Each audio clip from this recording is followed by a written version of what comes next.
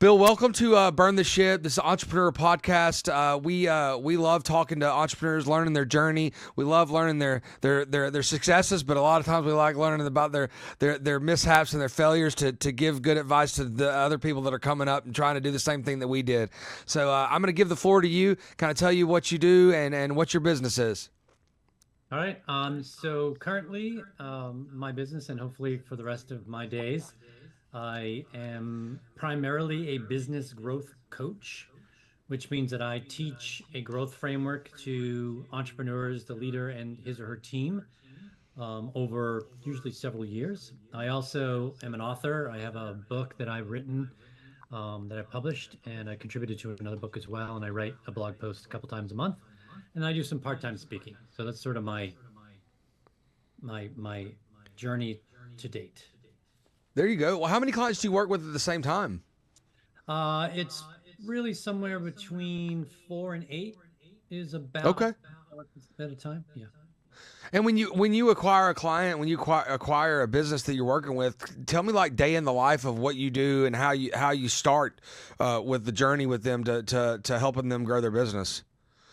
So how do I acquire them, or once I've acquired? No, no, no. Once you've got a client, well, tell me the day in the life of how the steps of how you help them grow. Got it. Sure.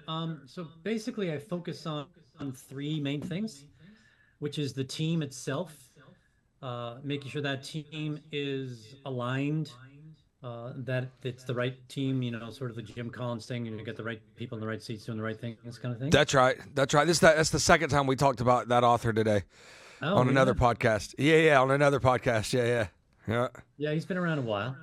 yeah, Uh, yeah.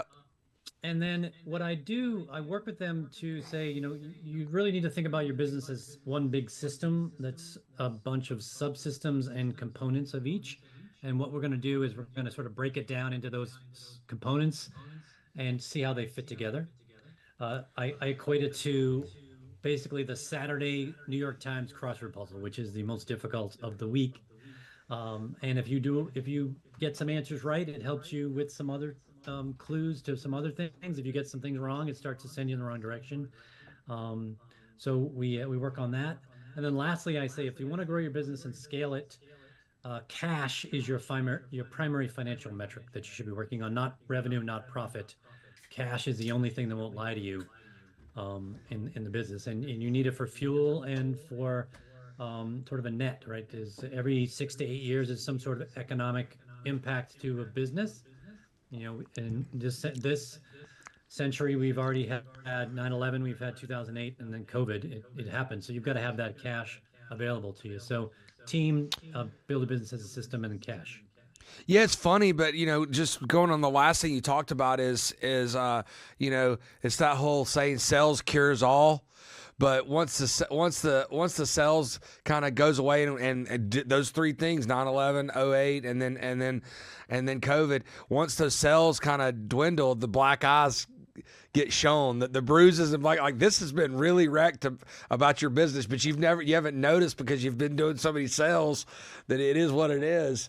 But that's super important, absolutely. And the first thing that you talked on, we talked on now is Good to Great, the book that Collins wrote, and it was it's one of the questions that I ask almost all entrepreneurs, and you're teaching this, and it's the team, and it's recruiting the right person, and because that's the most expensive thing that you do. Most people do for all their business is hiring and getting the right person. So what kind of advice that you give people of how to hire correctly, how to hire properly? Yeah. So, well, first of all, I used to say revenue or sales cures all, and then I realized that it's not cures, it covers. That's right. That's right. Yeah, that's right. And I said that in a roundabout way. 100%. Yes. Yeah. Exactly. Yeah. Absolutely. So Cash cures all. How about that? Cash cures cash all. cures all. Well, yeah. I don't know if there's anything that cures everything. So, No, it does. but yeah. It So certainly lets you sleep on a more expensive, better pillow. this is very true. That's true. So what I do when I talk to entrepreneurs, so it depends on who you're talking to. Often the first person in the business is the visionary, He or she has the idea of how to do this. The next person you need to hire is who Cameron Herold calls the second in command.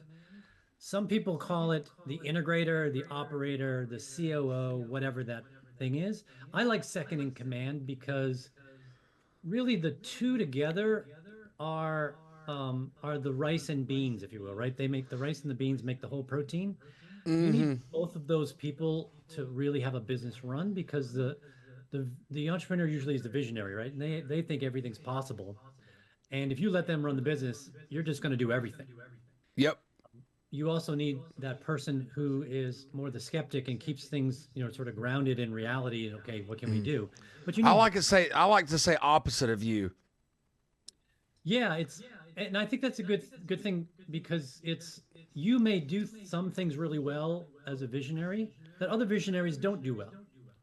So your second in command is going to be a different kind of second in command Sure. than A, right? So B, so that's sort of the next person you really need to hire is really understand that. And my advice always is you as an entrepreneur should write your vision first. And it's not a vision statement. It's not this sort of watered down thing. It's really the vision. It's a picture you're painting like, hey, when I think we're done, when we've been successful, here's what that looks like. Because you need to hand that to the next person and say, here's what we're doing. Sure. You got to make sure that you're okay with this, right? You believe in what I believe, because if you don't, there's going to be a problem eventually.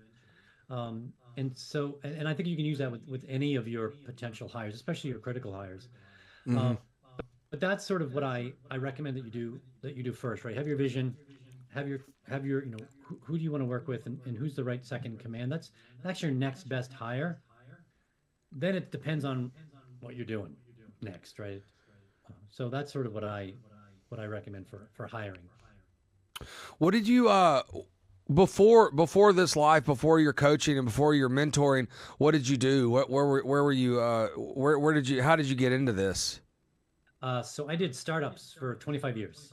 Okay. I did 10 of them, all in high tech, all in the Boston area. And I learned a lot. Part of my journey was that I also wanted to know the why and sort of I'm a bit of what's called an etiologist. I like to study cause and effect. So, I looked at, there are a bunch of startups supposedly have a 90% failure rate. Why is that? Why do 90% of the folks fail? And so, and I learned about sales. I wasn't a very good salesperson. So, I did those startups. I was generally in an operator role. I was a salesperson, then I ran sales, did marketing. I was a GM, more of a sort of a COO kind of level, did that. And during that process, I took over between steps 5 and 6. I stopped working because I'd done pretty well. We were 4 for 5. We had, a couple IPOs, some acquisitions in there. That'll get you into Cooperstown. Yeah, yeah, it was pretty good. And so I took some time off. Then I was asked, because I was relatively well known in the Boston area, I was asked to help friends and family, do got this thing. Can you help me out? Can you do some things with me? So I did that. And one of the gentlemen asked me to basically come in and help him grow his company because he wanted to sell it. He said, make me look as big as you can. So I came in, basically created a sales process, hired a sales team. And about a year or so later, we were bought. I took over that business, that division now of a larger business. It was I think it was about an 8 or 9 or $10 million business at the time. About an $80 million company bought us, and I took over the division because the founder left. My first day when I do some speaking, often I say, it was January 4th, 2009, the best and the worst day of my professional life. That's right. Um, because It's like when you buy buy a boat, the greatest day is when you buy it, the second greatest day is when you sell it. exactly, yeah. It's just a funnel of money that goes into your boat, right? That's Um, it. but so what happened is the entire technical infrastructure of the email service that we were offering collapsed on itself. So we didn't really deliver email for about 2.5 days. We lost 1,000 customers, and so I had to figure out what to do. Right, I just taken over this division officially, um, so basically I made my own system, which it looked a lot like EOS. Unfortunately, I didn't know what EOS was at the time. For those of you who know that, if they're entrepreneurs, they probably know what EOS is, which is the entrepreneur operating system, which is basically just a business operating system you can apply to your business. And it worked really well. And I remembered that feeling. I wanted to have that feeling again because when I left that business to go to the next startup, two of the guys that had helped me fix that came to me at the end and said, the stuff that you made me do, because I made them basically draw roadmaps from where we were to where we wanted to be when we were out of this mess. They said that was really hard. I hated it. It was a terrible process I had to go through, but I'm so glad you made me do it. And that sort of was planting the seed for being a coach later on because I was basically a coach. I didn't know how to run a technical infrastructure. I had no finance background. I never run customer support before. So I said, look, guys, I don't have the answers here. We got to do this ourselves, right? But let's figure out where we're going, what it looks like, and then help each other get there. So that was sort of how I got into coaching. I still did 4 more startups. They were not as good. Cooperstown would not be calling for that one. They were all basically disasters. Those were education pieces. But you're supposed to do the education before, right? The first you went back to school. Come on. Yeah.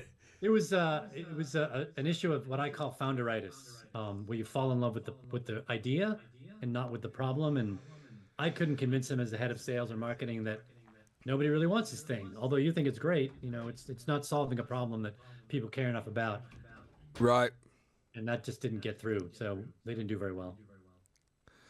Yeah, no, I always say like you was like the reason that 90% of businesses fail, and I'm in the payments game, so I'm very lucky I get to just really look at volume of different businesses all the way from a pizza joint to a high tech guy in Southern California. It's just totally different, but I understand the flow of their business because of the credit card processing. But like, why do you think most businesses fail? I go, well, just because you can bake a donut doesn't mean you should own a bakery.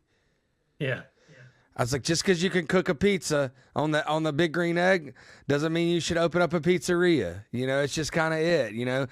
Most people are like, I want to own a bar. I'm like, is it because you like drinking? Like, yeah. I'm like, that's not a good fit. Yeah. I have a lady that works for me, and she's really into fitness, and she said, she goes, hey, I really wanted to, what do you think about this business model in fitness? And I go, listen, let me look at it, and then I'll get back to you, And I looked at it, and I go, and she comes back in, and I'm like, look, I said, I want to be just straight up honest with you. I said, I am, the fitness business scares the shit out of me. And she's like, why? I go, well, I mean, we live in North Atlanta. I said, go 4 miles from here, draw a circle on it, and go to every gym and every workout facility and see how many times they've turned over. Like, they all have turned over. I said, so I'm not trying to deter somebody from getting in that business. If you love it, and if you love something and you can learn how to run your business properly, you can make it work. Yeah. You always can. And you can make a lot of money. There's a lot of people that made it, but it scares the shit out of me. I said, so I wouldn't be interested in it because it's fad driven, and I don't love a fad driven type of industry.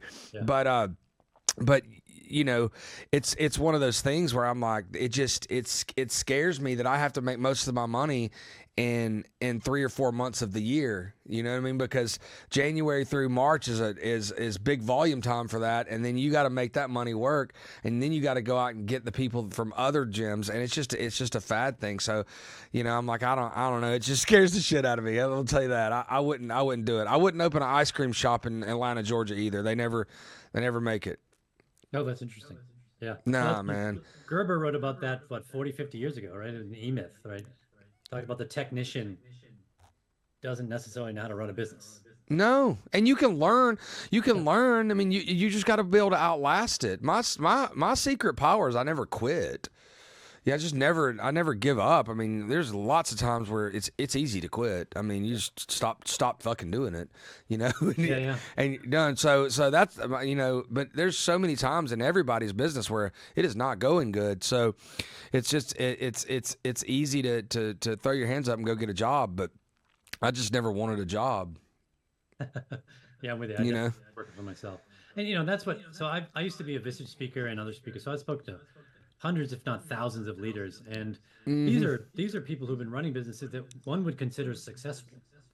And I would ask them.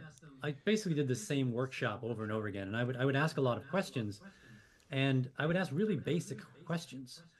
And I was Sure. shocked. These are the heads of these companies, right? These are the CEOs or whatever Yep. it is. And they didn't know the answer to some of these really basic questions. What are some of the questions? Um, what is your strategy? Okay. And they wouldn't give me a strategy. They would give me an outcome or, Sure. plan. And I would To say, do a lot of sales. yeah, or I'd say, why do your customers buy from you? And they would often, it's funny, I would ask this question, and I did it as part of the business model matrix from Alex Osterwalder, the business model canvas. And I just picked some of it, and then customer value proposition is in there. I said, I want you to write in here why customers buy from you. And then I would stand there was probably 15 to 18 people in the room. And I would stand at the head of the room, and I had a 3x5 card, and I had two little things I would mark off. And every time they would give me an answer, I would put in one of the columns. And the columns had a T and a W. And the T was for them, and the W was for we, they and we. And anytime they said that we were the reason they bought from us, we had great service, we had great products, we had great whatever, I would put it in the W column. And Okay. whenever they said, well, our customers' problems are like this, so here's how we solve their problem, and that's why they buy from us, I would put it in the T. Sure. So 15 people, how many checks do you think were in W versus T? Oh, I would say if you just asked me that question, because inherently, if you ask me that about my business, inherently I would fall into that we category too, and it's just a rephrase. It's a mental rephrase of how to answer that question for them. But I would probably be in that. I'd probably be in that other column too, just because of the mindset of thinking like that. But I could say we are cheaper, but I could also put that as they all save money when they come to us. We have the best customer service, or when they call us, we answer and they get a good customer service experience. So you say the same thing, it's a different mindset, and I get that mindset what you're talking about because if you're customer focused instead of we focused, the result's going to end up better. Yeah. And there's things out there. So we're talking about supply side versus demand side thinking, right? We Yep. often think supply side thinking, it's about what we deliver. Yeah, makes And sense. and I'd say, well, yes, there are things that you do that are important to them, but for their reasons. And that's what we're trying to do is if you figure out their reasons, you can actually deliver, you'll probably make a smaller product or you'll deliver fewer things, but you'll go deeper on them because you'll understand that, this is what they're all about. Someone like Casper Mattress, right? The mattress industry is really old. It is. And what they did is they said, we're not going to make a better mattress. We're going to understand why people buy mattresses, and then what are some of the reasons why they don't. And they attacked that, and they figured out that the issues were around delivery and return and whatever, and that intimidating thing around going to a showroom and laying on mattresses and like this one feels better than that one. It's like you can't really I'm not a Right. mattress expert, but when they understood that they acquired 3 to 4% of the market of a market that hadn't changed in decades. In a long time. It still hasn't really. Yeah, exactly. I mean, they've done the purple and all the onion and all that. They've done that delivery model of mattress, which is a little different in the last decade, but for the most part, it's the same still. Yeah, exactly. But Yeah. but they thought of it differently, right? This is I equate it to Google Maps and Waze, right? Google Maps thought that people wanted maps, and Waze said, no, people use maps to do stuff. What is one of the things that they do that isn't being served well? And they used the technology that was available, and then what is it? 5 years in, Google bought them for over $1 billion. Like 1.4 billion, and a lot of people don't even know that they bought them. It was, and I mean, I don't know this to be a fact, but gosh, what a good day for those couple guys at Waze, because they didn't have a big staff. Like Yeah. it was probably less than 20 people, in an incubator or working in a small building, and just like what a great day. Right. But back to your question is, or what I'm saying is, so if I ask them, why do people buy from you? They would say, well, people want to get from point A to point B on time. which is different than people want a really good map to use, Sure. right? And when they thought of it as point A to point B on time, they looked at the problem differently, Mm-hmm. solve for that. And they said, how could we do that? And I use Waze all the time. I rarely look at the map, Mm-hmm. right? I'm just sort of either listening or whatever. So it's just that's what I mean by it's understanding the problem that you're trying to solve. And if you think of it from an empathetic perspective or a compassionate perspective, Sure. towards empathy with action, this 90% failure rate will drop, but we still don't do it. Absolutely, and the only thing that and this is a question and a statement at the same time, and because you've worked for tech companies, but I feel like the developer problem, not the C-level problem more, but the developer problem, because the salespeople in that business think totally different from the developer side of the business. It's what can I go sell. And I'm obviously from the sales side of it, so I go, what is that widget that I can go, hey, this is what we got, this that other people don't have, and if other people do have it, ours works better, and let me show you how it works better, and then the developer on the other side is like, well, I'm gonna make all these widgets, but 90% of them I can't sell. I'm a sales guy. I'm like, nobody cares about that. They don't care about that, but they're spending all this development money and time on something. And we've worked with a lot of softwares now, and it's like, we're going to develop,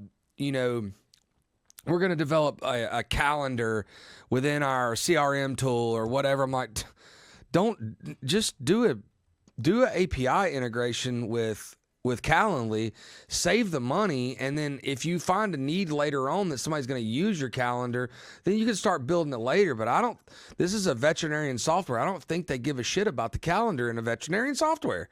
I'm just, I just, that's not what they're using it for. It's, like QuickBooks, how many things have they thought about, like, that if they could take back and not developed? Because they do that thing does million. I bet they would strip away, 30-40% of what's in there because nobody uses it. Yeah. And it's one customer called them and was like, I really need this. And like, all right, let's get on it and develop it. And even that customer didn't use it. Well, that's in between a startup and a scale up, or less. Mm-hmm. Startup, that's what happens, right? You're just trying to make money and you're trying to figure stuff out. Yep. But at some point, you've got to revisit some of those critical decisions that you made. Sure. Because that's that market, and Jeffrey Moore talks about it, and other people talk about it. That's a different animal, the scale of thing versus get it going. Sure. I have because of my background, I not as much anymore, but I'd meet a lot of startup founders, and they would say, "Hey, well, you were basically I was 5 for 6 and eventually 5 for 10, which is a pretty good hit rate." And they're like, "Well, tell me, give me some advice." And my advice would always be the same thing to them, which is solve a problem worth solving in a way that people will pay you real money for it, and don't run out of cash. Yeah. Everything else is irrelevant. Values and all these things they don't matter, because if you don't solve the problem worth solving, you don't have a business anyway. And Right. Steve Blank, who's sort of the godfather of startups, says, what his definition of startup is a temporary organization in search of a business model. Right. And so you're not a real business. So don't act like a real business. Don't worry about it.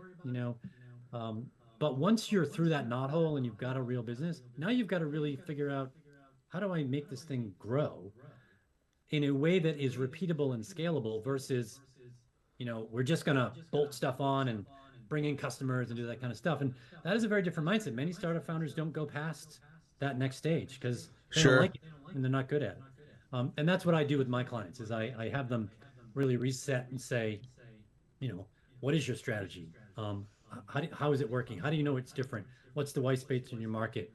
Do you have the right team? Would you rehire everyone on your team now that you know who they are? Right. Those kind of things. And often the answers to those questions are no. And that's when we No. You're a completely different animal. Yeah. Well, Bill, we really appreciate you coming on, and I do want to do a follow-up. What I want you to do now is tell us how we can get a hold of you. Tell us what kind of companies you're typically working with, website, email address, phone number, whatever you want out there in the ether. Yeah, sure.